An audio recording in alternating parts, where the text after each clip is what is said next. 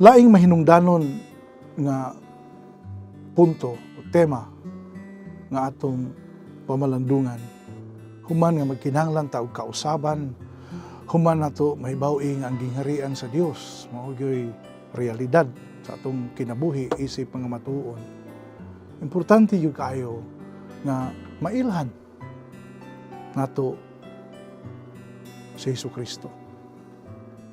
Ang taliwala sentro sa atong kinabuhi. Sayod ta nga ang Ginoo nagauban ka nato. Apan ang Ginoo nagpadayag sa iyang kaugalingon. Ug duna siya naong nga nakig-uban siya nato pinagi sa pagpadala sa iyang bugtong anak nga si Hesukristo atong Ginoo. Unya nindot kay ni kay si Pope Benedict XVI. Doon na siya daghang gisulti, daghang gitudlo, kabahin kung kinsa si Kristo. Si Kristo nga nahiuban nato, si Kristo nga para niya sa iyang mga pulong mao ang concretization sa buhing Dios. Di ba sa karaang testamento ni padayag ang Ginoo kinsa siya, I am who am. Nya, ako mao siya. Pero maglisod ta na og unsa man ni siya. Pero kini natagaan og naong na concretize sa diha nga si Kristo anak sa Dios. Maamahan gipadala kanato og nahiuban kanatong tanan. Now, dunay gitudlo si Pope Benedict nga likayan gyud nato nga kutob ra atong pagsabot nining gitawag sa mga batid sa teolohiya, kining gitawag nila og Jesus of History. Nga pagtanaw sa ni Hesukristo, kuwan gyud siya tao nga diha sa kasaysayan. Naan siya, natao siya, niuban siya nato. Pero ningon si Pope Benedict nga dili gyud ta kutob dinha.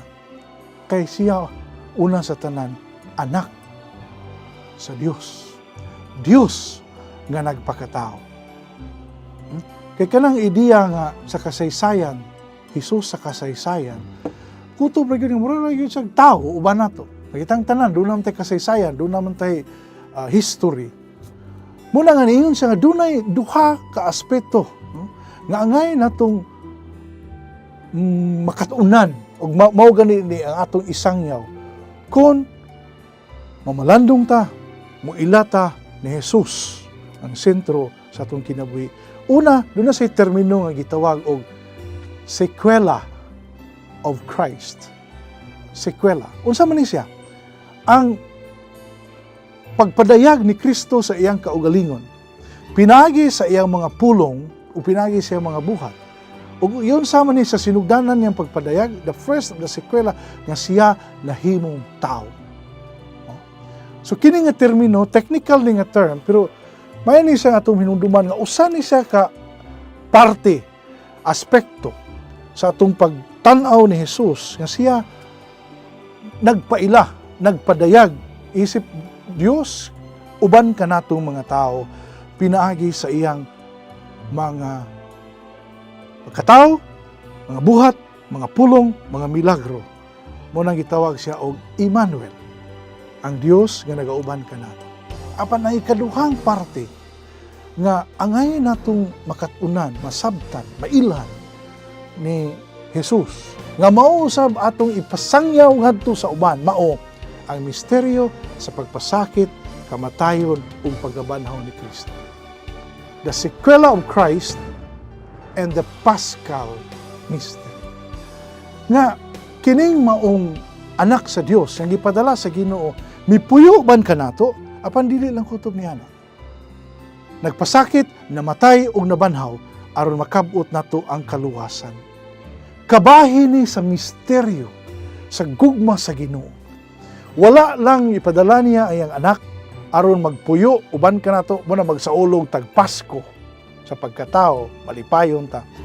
Apan apil sa misteryo sa Ginoo ang pagpadala sa iyang anak aron magantos, aron magpakamatay, aron mabanhaw alang kanato. Mao na nga si Pope Benedict niingon siya, kabahin yun sa atong Kristohanong kinabuhi, kining maong krus. Kay si Kristo nabuhi na tao, pero namatay sa krus. Kabahin sa atong Kristohanong kinabuhi ang pagpasaan sa atong krus, ang pag-embrace no?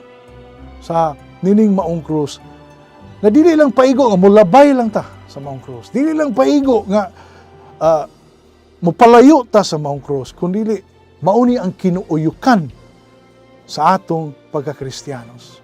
Gani sa atong pagka-Kristiyanos, kung wala ang krus, dili gyud ta makaingon nga tinud-anay ta nga Kristiyanos. Mabita na nga ingon si Kristo, buot ka musunod nako. Pasana imong krus o sunod kanako. So maningkamot ang tanan, no? Maningkamot ang tanan sa pag-ila ni Jesus diha sa iyang mga pulong o sa iyang buhat. Ug maningkamot ta sa pagpuyo sa atong kinabuhi subay sa sikela of Christ o the Paschal mystery of Christ. Apil na niini sa atong kinabuhi ang pag-atubang o pagpasaan sa atong krus. Naunta nga manalangin ang Ginoo kanatong tanan nga ginasahan sa grasya aron ikapaambit sa uban.